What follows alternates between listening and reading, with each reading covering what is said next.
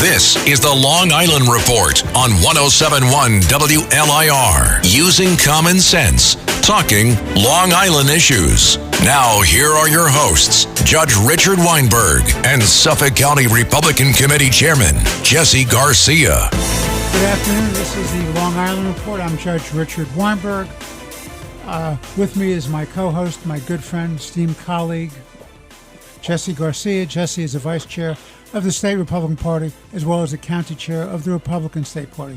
And Jesse and I are honored and privileged to have a very special guest with us today in the studio, Eric Levine. Eric is a leading lawyer in New York City, a former Treasury Department official, a very learned commentator and essayist on very important public policy issues that face this country and this world. And we're delighted to have you, Eric. Welcome aboard. Thank you, Richard. Thank you, Jesse. I appreciate it. So, thank you, Eric.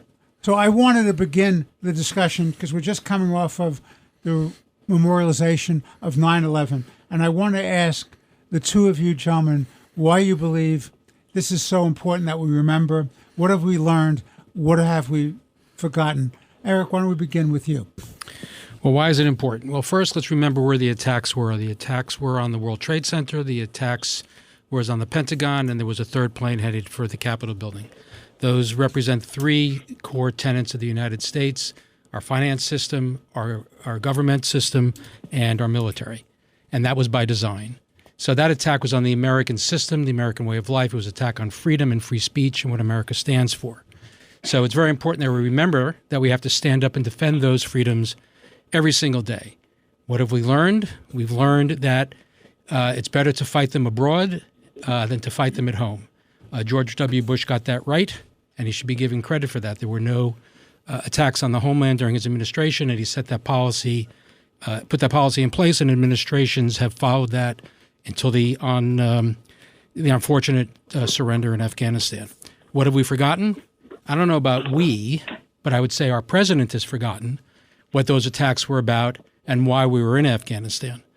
We could have stayed in Afghanistan with 2,500 troops. It would be more dangerous for an American military personnel to walk the streets of Chicago on the weekends than to patrol Kabul or anywhere else in Afghanistan. More people would die in a weekend in Chicago than an entire year deployed to Afghanistan. And unfortunately, we have withdrawn from Afghanistan, and the Taliban has won, and the United States has lost. So while the president wanted to have a big celebration on the 20th anniversary of 9/11, the New York Times this week didn't even mention 9/11 in its front page on September 11th. They want to forget. Joe Biden wants to forget because they have caused the failure. Jesse. For me, I will remember the heroism and the spirit of America. I agree with Eric. It was an attack on on America's freedoms it as an institution, our liberties, our way of life, our democracy, and our republic. But I remember most is actually over 2 days, September 11th, and the heroism that we saw, the spirit of America, of first responders, police officers, average New Yorkers and Americans running towards danger to those in need of assistance in a tragic manner when we were attacked to help others. I will never forget that heroism. And I will never forget that response that George W. Bush had given us, because Eric is correct. He set this country on a war footing and a foreign policy footing where it staved off further attacks on our homeland. And it made us take that battle to other shores and take out bad actors. We have, I think, as a country, and I have to blame this on the woke system, and as the Democrats are ultra progressive liberals that we have, the socialists, they have tried to forget 9/11. I wanted to remember 9/12, the day after, when the patriotism and the unity of this country came together in the face of that tragedy. The people in power right now, whether they be in Washington or in D.C., sometimes in corporate boardrooms, they don't want that. They want to see America divided. They want to almost create a caste system in America. It's them versus us. It's levels of individuals. And I really am greatly, I am proud of Congressman Andrew Garbarino, who filed legislation in the House of Representatives that requires and encourages all public school curriculums to include 9/11 as part of their educational system, their curriculum, to learn from those mistakes and to learn from that tragedy. Because if right now we will forget it. We're seeing that right now. Eric just pointed out major news networks, major news outlets won't even mention 9/11 on the 21st anniversary of that tragedy on their front pages or even in lead in the news, especially here in New York, where we were ground zero. We need to never forget, and that's not a slogan. That is a way of life, because once we forget, we will open ourselves up to a similar attack, either from outside or from within. Well, that's very well said, Jesse. Let me tell you my thoughts. I would begin by saying it's absolutely essential that we remember 9/11.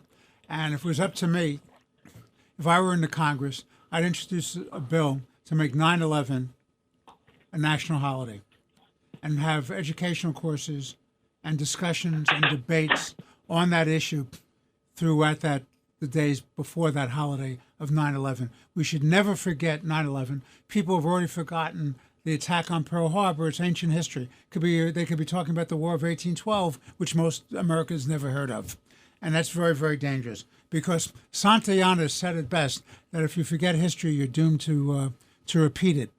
And that's the problem about this administration. They have forgotten the great lessons of 9/11, which is, as you and Eric have pointedly pointed out, that which you forget. If you don't remember, you don't stay prepared.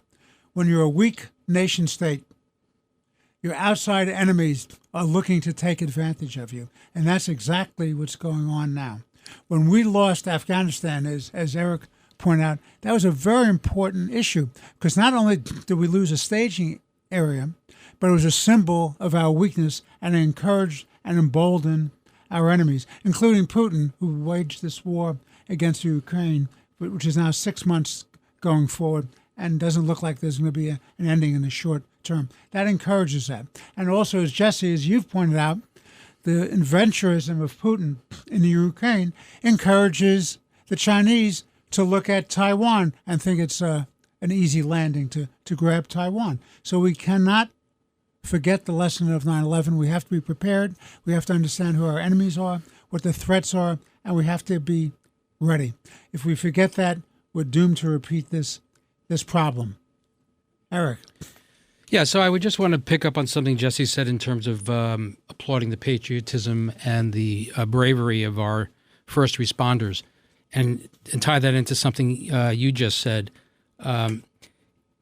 On 9/12, and for months after that, and for years after that, actually, the New York Police Department, the Fire Department, these people were acclaimed as heroes. What are they today? Today, to the progressive left, they are systemically racist. How did that happen? When did that turn of event occur? When did that fireman or that policeman who was running up the towers to save the lives of a white man, a black man, a woman, a gay, a trans, never cared, just to save them because they were Americans? When did they turn into the enemy? It's remarkable to me. And to your point about Afghanistan, let's remember Bagram Air Force Base is roughly 100 miles from China. Afghanistan is the only country in the world that borders Iran and China, two of our enemies. And the Bagram Air Force Base was the crown jewel of our ability to spy on those two enemies. We gave it away. Who's there now?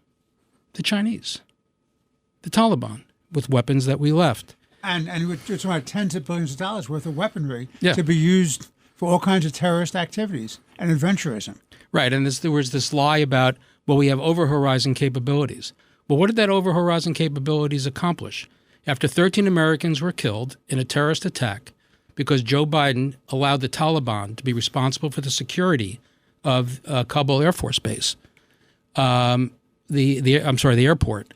These 13 men and women were killed, and then we retaliated with our over-the-horizon capability. And what did we do? We killed 21 civilians. because we got it wrong. There is no such thing as over-horizon capability. You have to be on the ground to be able to direct the attacks, and we're not there.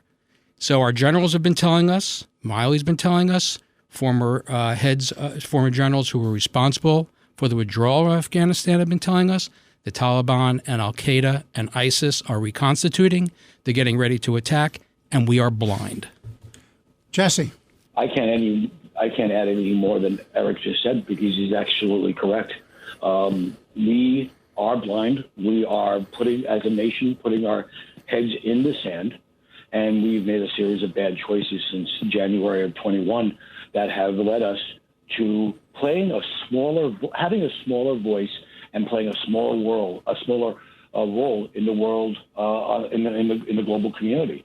We'll probably get into it later in the show, but we can say that from anything from dealings with Taiwan, dealings with Ukraine, dealings in the Middle East, an Iran deal that was preposterous when Obama proposed it. And it's preposterous now when Biden wants to re-engage it and give, the largest sponsor of state-sponsored terrorism even more money and more abilities to get us nuclear power. It's a complete mistake. And that's why I think about it. There are a series of people that are 20 years old and below and younger who were born after the tragedies of 9/11. And they did not truly really live through that period of time. Their parents did, their neighbors did, the cops on the beat did, their firefighters that went into those buildings did, the ER nurses, the responders there, they did as they dealt with the trauma. We still do. There are still healthcare issues which still need to be funded, as Andrew Garbarino pointed out, to help these responders and those affected by cancer and such from the 9/11 tragedy, that we're there. But we can't, we're getting older. And that's why I think we need to, as you pointed out, Your Honor, there should be a national holiday, a Patriots Day, a National Day of Remembrance for 9/11, especially for those heroes on planes and on the ground, in running up buildings and running into burning buildings, and those afterwards. There should be that, and it should be part of a curriculum. We don't need to know about, CRT and all this other stuff. How about we deal with the true history that's within a generation that's impacted our society? You want to talk about learning from history. One of the great lessons of the 20th century is that appeasement is a failure. Chamberlain came back from Munich in 1936 waving a worthless piece of paper. Here, Hitler has signed it. We have peace in our time. Joe Biden isn't even going to get a signed piece of paper, but he's appeasing the Iranians. Let's remember what's going on here. In 2009, there was a stolen election. There was really a stolen election in Iran. Ahmadinejad had stolen the election with the Ayatollah's help, and the people in Iran went to the streets and they said, Obama, are you with us or are you with the Nazis? And Obama remained silent and sided with the Nazis. He sided with the Ayatollah. Had he spoken up, there probably would have been an uprising in Iran that would have overthrown the regime. And in 2015, not only did he no longer remain silent, he now rewarded the Ayatollah, and he gave him the JCPOA. Now, what was the promise of the JCPOA, the Iran nuclear deal? We all remember John Kerry going before Congress and making the statement that this blocks all paths of Iran to get to a nuclear weapon. Barack Obama, when he announced that we had signed the deal, made the grand announcement that this blocks all paths to Iran obtaining a nuclear weapon. That's a total falsehood. It was a lie. It was a lie. In fact, the JCPOA of 2015 provided that in 2031, 16 years later, that Iran, all constraints on Iran's uranium development enrichment program would stop. All sanctions would be lifted. The ballistic missile program would be free to be developed. It, in fact, provided a legal path for Iran to obtain a nuclear weapon. This is the world's leading state sponsor of terrorism, to whom Barack Obama was giving a nuclear weapon. So now what do we have with Joe Biden? We have gone from appeasement to surrender. He's not even pretending that this blocks a path to a nuclear weapon. His position now is creating the false choice of whether or not we will extend the breakout period for Iran to develop a nuclear weapon for 6 months, or they will have a nuclear weapon immediately. That's the false choice they create. First of all, even under the Obama appeasement model, it's supposed to block all paths to a nuclear weapon. This admits we're giving them a nuclear weapon. But of course, there is a third choice. And if you raise the third choice, you're accused of wanting war, which is, of course, also nonsense. You need a credible military threat. When the Ayatollah launches a drone, when the Ayatollah shoots down a drone, an American drone in the Persian Gulf, well, we should blow up the base from which the drone was launched. If they send a lot of speedboats to harass the American Navy, blow those speedboats out of the water. If they have sea drones that come after the American military, well, sink them. So, and if they won't give up their nuclear program, a massive military strike on their nuclear program is in order. And if they start launching cyber attacks against NATO members like Albania, well, a cyber attack against Iran is in order. You do not have to put a single American troop on the ground to have a credible military threat. The only time the Iranians ever stopped their nuclear program was in 2003, after the United States invaded Iraq, and they thought they were next. They were scared witless. That's when they stopped their nuclear program. A credible military threat is what stops a nuclear program, not appeasement. Jesse. Absolutely. I can't agree more with Eric.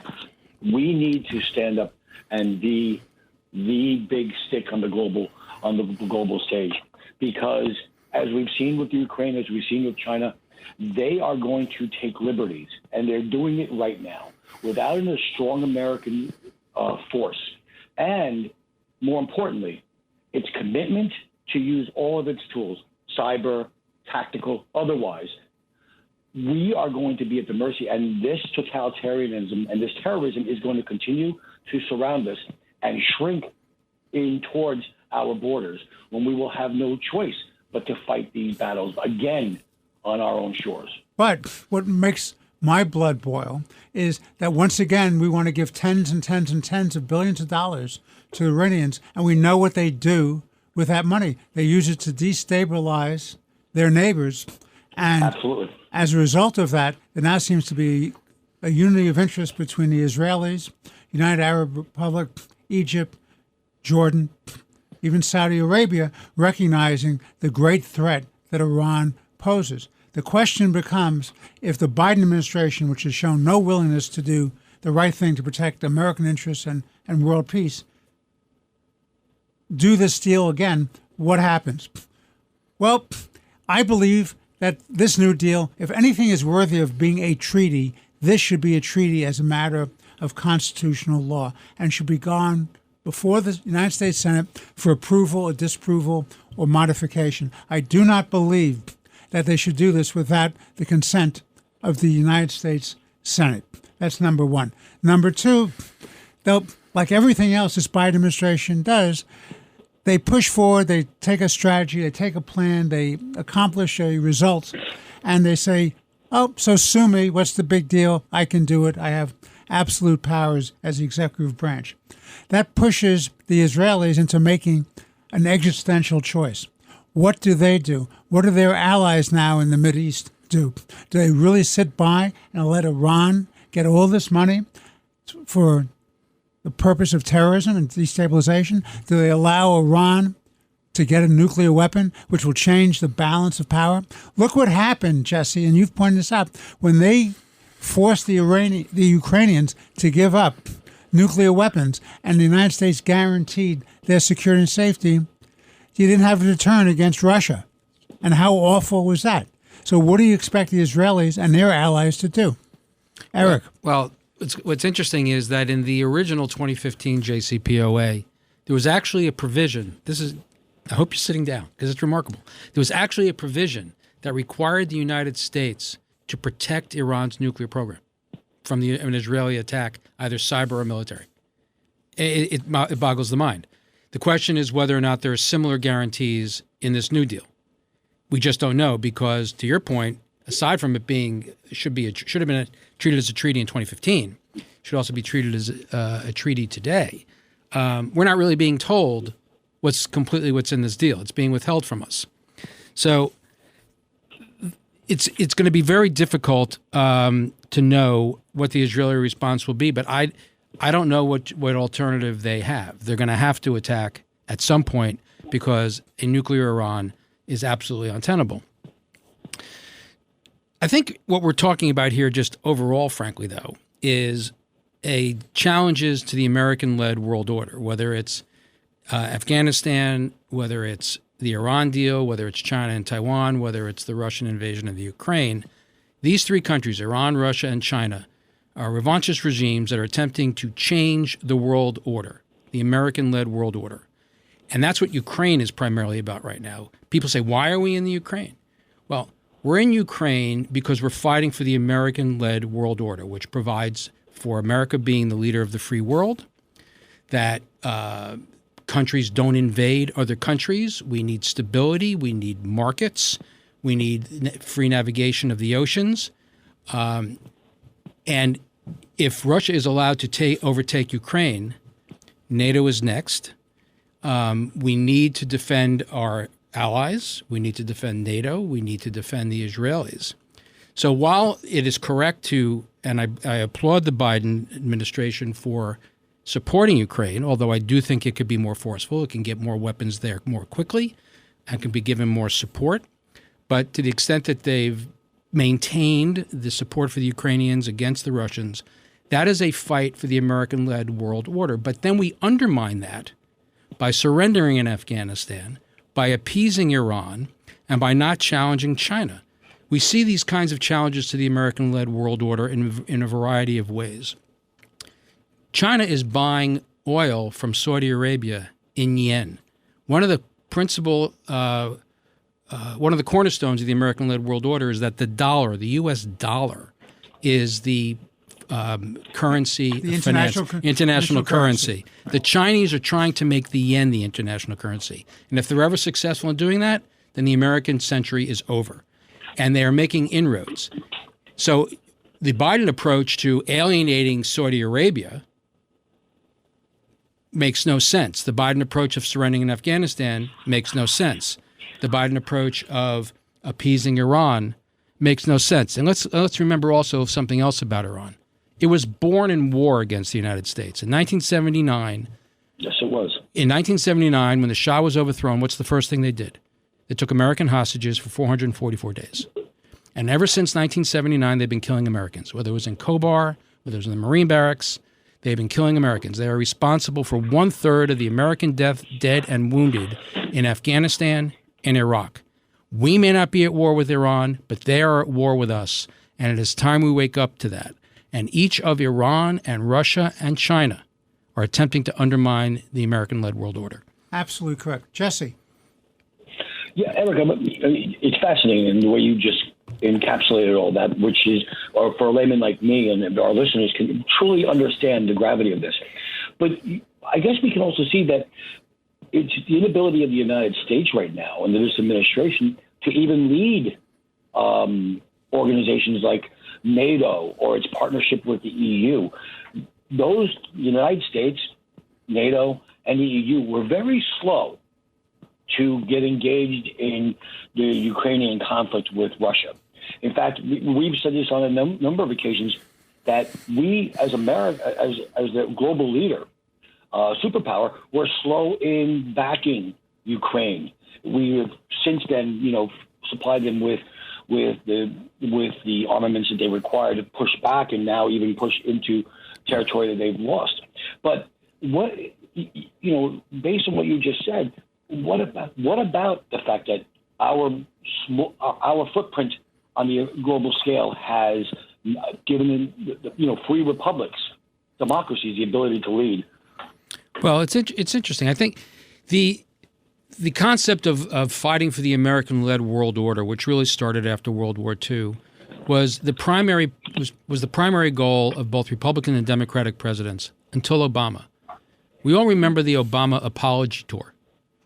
Unlike his predecessors who believed that the American ability to project power abroad was a force for good, Barack Obama believed that the American ability to project power abroad was a force for evil that needed to be constrained and restrained.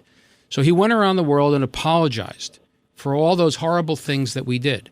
Among them, of course, in his mind, was the 1956 coup in Iran, which put the Shah in power. So he believed that we need to be punished for that. And I think that's part of the genesis of the JCPOA. But coming back to the central point, Obama started to get away from the idea of American exceptionalism.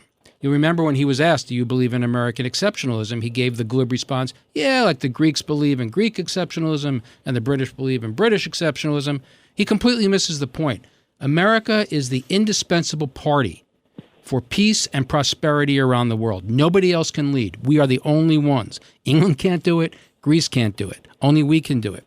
So from that point forward, the calling into question American exceptionalism, the goal of of maintaining American supremacy in the American-led world order started to take a back seat. And it has manifested itself to today to being sublimated to the climate agenda. The war on fossil fuels, the Biden climate agenda has now actually taken precedence over the United States being the world's leading power. That's very interesting because you had John Kerry, a former Secretary of State, and clearly the key force in the Obama administration for the Iran deal, saying that his big concern about the war of aggression by Russia against Ukraine is that this would somehow undermine his efforts at climate protection. Right. Well, you look at this. So we have the war in Ukraine, and Joe Biden claims, this is Putin driving up energy prices. No, it's the war on fossil fuels that he's declared that drives up the fossil fuels. But let's assume for the moment it was Putin. Let's assume it was Putin. What's the solution to that? It's very simple. You go to Chevron, you go to Shell, you go to Ampco. You say, drill more in the United States. Open up the pipelines. Open up the pipelines. Open up the pipeline. Start, keep fracking. Let's build some nuclear. Let's build some natural gas. American energy unleashed solves this problem. But because the climate war, the climate agenda has taken supremacy over everything else, everything is sublimated. And then just a real kick in the head, what does he want to do for a short-term solution? He goes to Venezuela and asks Maduro, an indicted criminal, to pump more oil. He goes to Saudi Arabia, who actually who should be a partner of ours, who he's alienated. He tries to apologize and make up, and asks them to pump more oil. Yeah, they promised from 100,000 barrels, which is de minimis, and then they walk away from that commitment. Because every time the Saudis try to make a deal with the United States, Joe Biden makes another concession to Iran. There is a direct link between every time Joe Biden making a concession to Iran that Saudi Arabia is going to cut oil production. They're doing it despite Joe Biden. Absolutely correct. This is the Long Island Report. I'm with Chairman Jesse Garcia, the Republican Party, and our distinguished guest, Eric Levine, one of New York's eminent lawyers, as well as a great commentator and essayist on public affairs. We will be taking a short break, and we'll be right back. Stay tuned. It's the Long Island Report, using common sense, talking Long Island issues. Now, here are your hosts, Judge Richard Weinberg and Suffolk County Republican Committee Chairman Jesse Garcia on 107.1 WLIR. This is the Long Island Report. We're back. With me is my esteemed colleague and good friend, Jesse Garcia, the Republican Party, Chair of the Suffolk County Republican Party, as well as Vice Chair of the State Republican Party, and our very esteemed and distinguished guest, Eric Levine, one of the most prominent New York lawyers. But even more importantly than that, and he's a great lawyer, former Treasury Department official, but even more important than that is one of the key commentators and observers of contemporary politics, government, world affairs. And Eric, we're very delighted to have you back. That was a very interesting first segment, and Jesse and I are going to hold you to doing more of this great stuff. I want to talk a little bit about something that drives me absolutely insane, which is the border crisis in America. This is a total failure in my opinion, of the Biden administration and city mayors to protect America. And you see some pushback now coming from Governor Abbott and Governor DeSantis by shipping in these migrants into cities such as District of Columbia, New York City, Chicago, now Los Angeles. Now I understand they're going to Martha's Vineyard. Let's begin that discussion with our guest, Eric. So what do you think about this border crisis? Because I believe that this is a failure, and I don't want to speak for Jesse, but we've talked about this. I believe this is not only a failure of governance, but I think this is a violation of the oath of office of this administration to protect and defend this country. What do you say, Eric?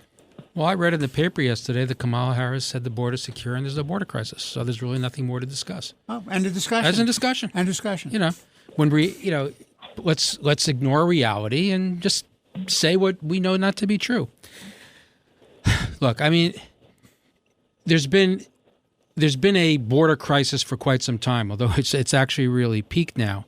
One of the remarkable things about this is when Barack Obama became president in 2008, how many pieces of legislation did he propose to go before Congress to solve the immigration problem? I'll give you one guess, and it's less than one. 0. There was never any effort whatsoever for Obama to solve the border issue, the immigration issue. He had the White House. He had a supermajority in the Senate. He had 60 seats. He could not have been stopped by the filibuster, and he had the House. They did absolutely nothing about immigration because they'd rather have the issue than solve the problem. And we're seeing that today as well. Now, America is built on immigrants. My grandparents came from Ukraine and from Lithuania. And I think we need more legal immigration because that's what America is built on. We need the ingenuity and the best minds of people from around the world. But we get to say who comes in and when they come in and how many people come in. It must be legal. And I also think it's very important to distinguish between illegal immigration and asylum. Those are two different things when people are seeking asylum. You have a lot of people who are coming from the triangle of, Guatemala, Honduras, Nicaragua, seeking asylum. Under international law, as soon as you leave the country where your body, your personal safety is imperiled, and you get to a country where you're safe, like Mexico, the asylum issue is solved. You're now in a safe place. You don't have an automatic right or a legal right to continue north across the American border. So we have to. It's really important that we distinguish between asylum and illegal immigration. Of course, you have the illegal immigration. We have the fentanyls coming in. There's no question that there's crime coming in. There's no question that foreign nationals. We've caught people from Yemen. We've caught people from Iran. The IRGC, the Iranian Revolutionary Guard Corps, is sending people across the border. So, and just on as a practical level, we can't absorb all these people. We just don't have the money to do it. But we don't have the resources to do it, and they're also a physical threat because we don't know who they are. They could be terrorists, they could be cartel members, the gang members. And by the way, and Jesse's pointed this out numerous times, you have all these people who've lost their jobs because they wouldn't take the vaccine. For example, the nurses out on Long Island, and they lost thousands of nurses out on Long Island because they wouldn't take a shot. Are they checking to see the medical conditions and the vaccine status of the people who are jumping the border? Hundreds of thousands of people have disappeared into our country. Jesse, what do you say? I think what I enjoyed also was just earlier this week, 2 busloads of immigrants from the border were dropped off in front of Kamala Harris's home at the Naval Observatory. I think that Governor Abbott of Texas had the greatest idea. If the United States government was not going to control its borders, he was going to ship these places to unconstitutional, these individuals who crossed the border illegally without double checks, without vaccines, without any correlation or confirmation for security purposes. They sent them to unconstitutional sanctuary cities. Right now, we're seeing the impact of that in New York. Shelters are overcrowded. And now, if the United States government is not going to take action, it appears that these governors, and I think that action was also now taken by Governor DeSantis of Florida, they are taking action to ensure that their citizenry is protected if the United States government is not going to protect Americans as a whole by taking strong measures of controlling the border. What I think is particularly sad here, though, is I think this is a general consensus amongst most Americans. We're fair people. We're compassionate people. And I think, as I said, I think we need to continue immigration. We need to continue legal immigration. But I think everybody understands we need to secure our borders because, as Richard pointed out, it's a national security issue. But I think DACA is a perfect example. Now, under no circumstance did Barack Obama have the legal power to issue an executive decision, executive order for DACA. I support DACA, however. I support it. It's deferred action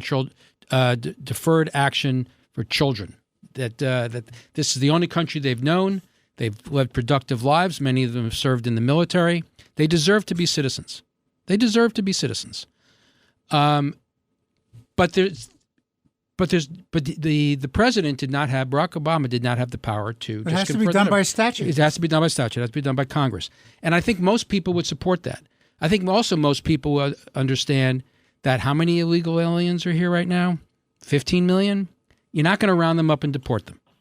So if people have been if people have been law-abiding citizens, they've been productive, I don't think they should have the right to become citizens because they broke the law. The children, when they came across, did not break the law. Children can't break the law. They just don't have the capacity under our system to break the law. But their parents did. So I don't think they should have the right to become citizens. But you're not going to deport them. You have them pay a fine. You have them pay their taxes. You have them come out of the shadows. But you set a date. You have to have a specific date. But you must first secure the border. And if you do those things, I think most Americans would subscribe to that and accept that. You're going to have extremes on both sides. You're going to have on the left, people are going to say, open borders, we don't really need a country, who cares, everybody can come in. And then on the extreme right, you're going to have the xenophobes who say we shouldn't have any immigration whatsoever. I think most Americans reject that. And it's just really quite sad because if we were to really put our minds to it, we could solve this problem. But there's no will to do it because at least for the Democrats, as I said before, they're more interested in having the issue so they can call Republicans bigots and racists and xenophobes and Islamophobes than they are in solving the problem. Jesse. I agree with you. And here are two issues, and maybe a little bit of personal history about illegal immigration. My father I'm a first-generation Cuban-American. My father defected from Cuba in 1960 as Castro was taking over. And he went through the system properly. He went through it legally. He waited a number of years, became a naturalized citizen. It was the greatest day of his life. And he railed against illegal immigration because it shortchanged people like him who wanted to come to this country properly. Just recently, Fox News did interviews with a number of individuals, neighbors along the Arizona border, the Texas border, New Mexican border, on the border crisis. Many of those are Hispanic Americans, and they were all, again, championing the need for secure borders and a proper immigration system. They don't want illegal immigration. The Hispanic community, we're dealing with one here in the Brentwood, which is the largest Hispanic community outside of New York in the state of New York, outside of New York City, excuse me. And they are clamoring for a legal process so that their families can be here, like you said, Eric.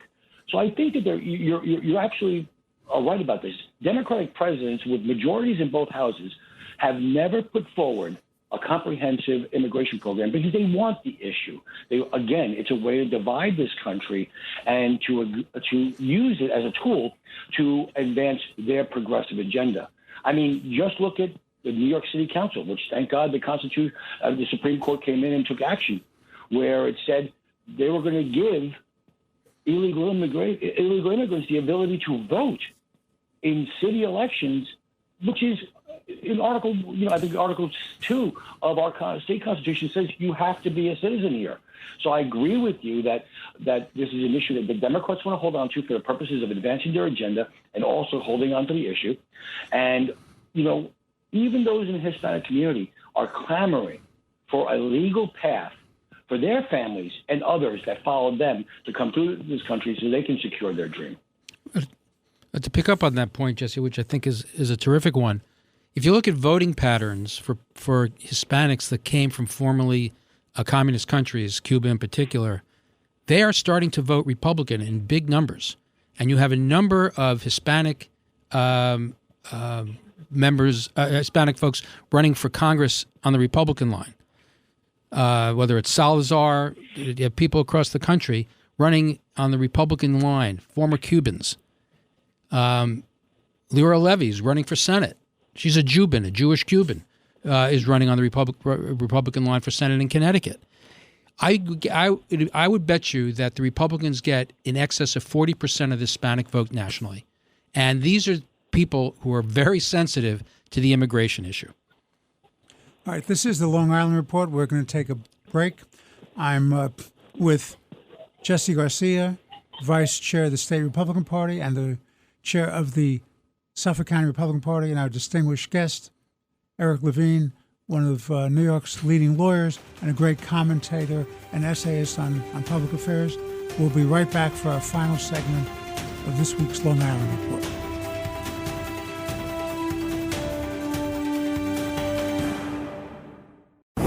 It's the Long Island Report, using common sense, talking Long Island issues. Now, here are your hosts, Judge Richard Weinberg and Suffolk County Republican Committee Chairman Jesse Garcia on 107.1 WLIR. This is the Long Island Report. We're back. This is Judge Richard Weinberg. This is the final segment of this week's show.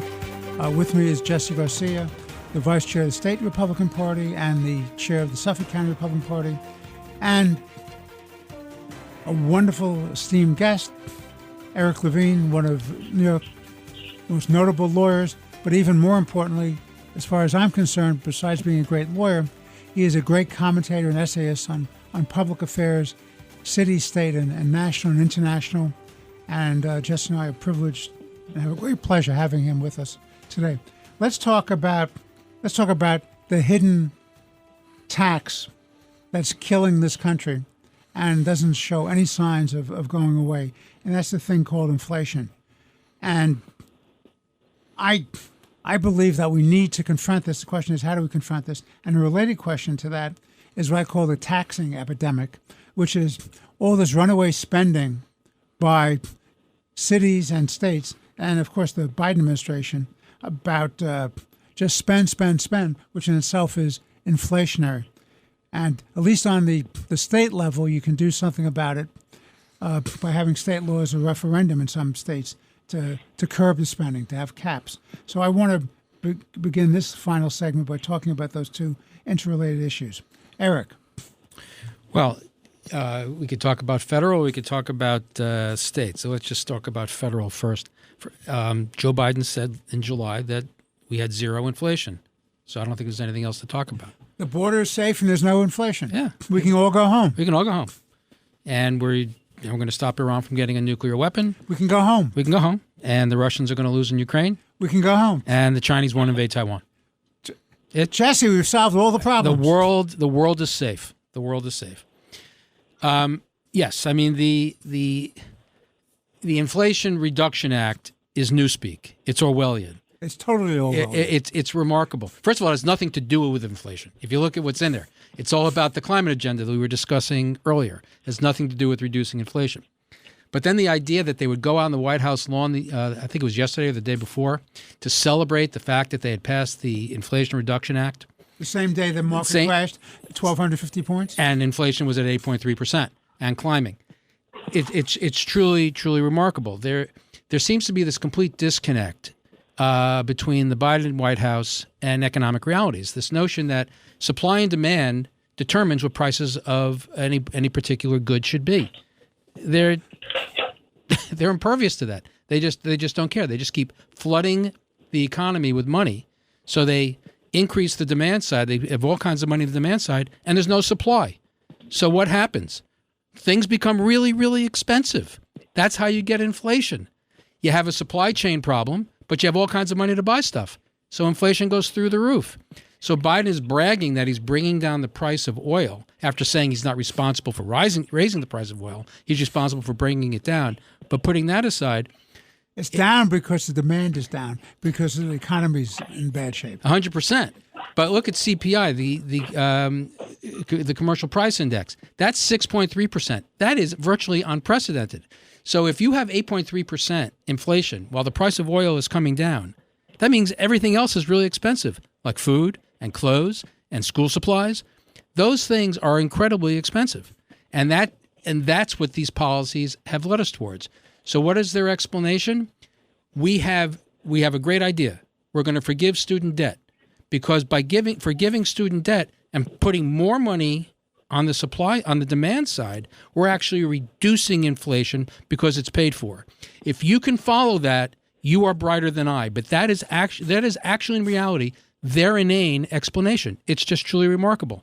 What could go wrong with those kind of economics? What could possibly go wrong? Yeah, but Jesse, remember we were talking about Manchin and Sinema being the safeguards against the runaway Democratic caucus in the United States Senate. Absolutely. And Schumer. And the fail-safe, the protection we had, was a common sense of West Virginia senior Senator Joe Manchin. And what did Manchin just do? He went into the tank and he went along with his bill with the promise, and the word is promise, of getting more permitting for energy development. And guess what's happening? 70 Democrats, Jesse, 70 Democrats in the House said, no way, it's not going to happen. So what do you think about that, Jesse? Absolutely. This is a bait and switch. Either they lied to him and he was involved in it and he understands this. I don't see how he can vote for to keep the government doors open and paying without those permits going on there. But, this is the same thing. Our families right now, middle-class families, are paying almost $400 more today for their basic items, whether it be school supplies, groceries, certainly gas, and other items than they were a year ago. And the circus that was that White House press conference and their spokesperson by saying that this, Inflation Reduction Act, which is just a headline piece, is preposterous, especially as you pointed out, Your Honor. The stock market tanked by 1,200 points plus, and we found out that inflation for the month was at 8.3%, which is higher than they had projected. And then they point out to their jobs numbers and what they've created. What they did, majority of those full-time jobs or part-time jobs that were being created, that's not going to be filling in the coffers of the average middle-class families right now. I mean, the American people were duped by this, and you can't shake away from it. It was their minor version of a Green New Deal, hidden with a label of Inflation Reduction Act. It had done nothing for the American people. Well, that comes back to a point we were discussing earlier. Everything is sublimated. Everything is sublimated to the climate agenda. It's the new secular religion. Yes, exactly right. Absolutely. And you want to talk about income being down. They brag that incomes are up 3.5%, 4%. But if inflation is up 8%, 8.5%, that means your net income is down roughly 4.5%. You're earning less money. You don't have to be a CPA or a PhD in economics to understand you've just been screwed. Now, exactly. Now, if they spent a little more time in school learning math than they did CRT, they may not have had this problem. Well, that's a good segue, Eric. Let's talk about education in America, because it seems to me that the Democrat left wing has pushed forth control of the teaching, of the curriculum, of the indoctrination of our children. And I want to know, Eric and Jesse, what you guys think about this. Eric. Well, I think it's appalling. I think part of the progressive agenda is to challenge anything that challenges government.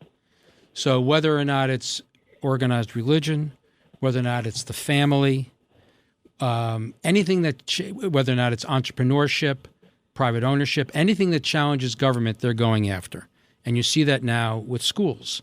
They're going after parental control, parents who want to control what their children learn. Wait a minute. Don't you know what they are? Jesse and I know exactly. They're domestic terrorists. They're domestic terrorists. They're enemies of the state. Yes. Send in the FBI. Yes. Get another 100,000 FBI people to patrol the school board meetings as opposed to protecting our border. Now, that issue is what won Glenn Youngkin the governorship in Virginia. And I think if Republicans are smart, they're going to follow that playbook. They're going to focus in on parents versus teachers unions, because the civil rights issue of our day really is school choice. Parents should be empowered to allow their children to go to any school that they want them to. And they should be given vouchers so they can send them there, whether it's a Catholic school, a yeshiva, a general private school, or the public school, wherever they want to send their children, whatever's best for their child. That's where the parent should be empowered to do it. Now, from the teachers union perspective, the money follows the child. So if a child goes to a Catholic school or a yeshiva or some other private school, charter school, which is a public school, by the way, goes to a charter school, those are not union shops. That is why teachers unions are against school choice, because that's money going out of those buildings and out of their coffers to these other institutions, since the money follows the child. And that's the real battle right now. And you have a Democratic Party that is owned lock, stock, and barrel by public employee unions. The loss to our children of the pandemic forced upon the schools and the governors and the mayors of the cities by closing the schools came directly out of the union movement, the teachers' union movement. They're the ones who forced that issue.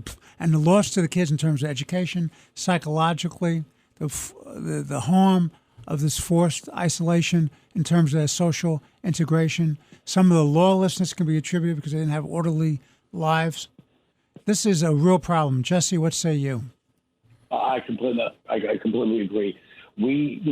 And Governor Youngstown is the one who set forth that path. And that's why I'm glad that the Republican conservative nominee for governor in the state of New York is one who embraces, putting parents in charge of the education of their children, raising their voices instead of special interest groups like the unions. I was appalled that the teachers union in New York City was fighting to open up classrooms when every other classrooms were opening up here on Long Island and upstate New York.